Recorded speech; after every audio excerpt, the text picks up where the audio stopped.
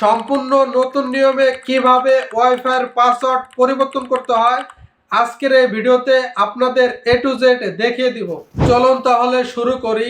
এই ভিডিওতে জনপ্রিয় টেন্ডার রাউটারের ওয়াইফাই পাসওয়ার্ড কিভাবে চেঞ্জ করতে হয় এটাই দেখাবো।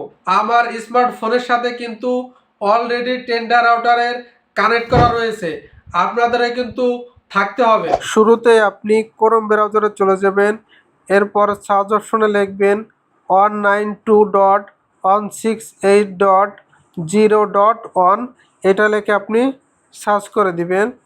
এরপরে এই যে প্রথমে দেখেন রাউটারের এই নাম্বারগুলো চলে আসছে, আমার অলরেডি লগ ইন করা আছে, এই জন্য আমি এখানে প্রথমে এক ক্লিকে পরে তারপরে অ্যাডমিন অপশনে ক্লিক করে আমি রাউটারে চলে আসতে পারছি। আপনাদের যাদের লগ ইন করা নাই, এখানে উপরে লগ ইন প্লাস নিচে ইউজার নেম চাবে, ওই ইউজার নেমের জায়গায় জাস্ট আপনি অ্যাডমিন লিখে দিবেন।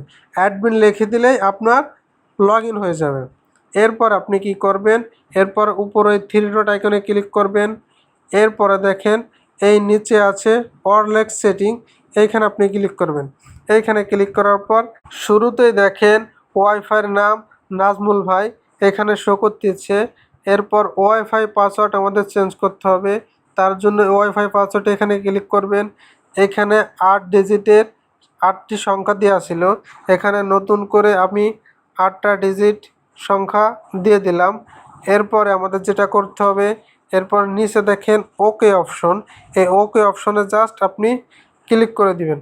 ক্লিক করে পর দেওয়ার পর এখানে দেখেন সেভ সাকসেসফুল, তার মানে অলরেডি আমাদের ওয়াইফাই পাসওয়ার্ড চেঞ্জ হয়ে গেছে। এভাবে খুব সহজেই আপনারা ওয়াইফাই পাসওয়ার্ড চেঞ্জ করতে পারবেন।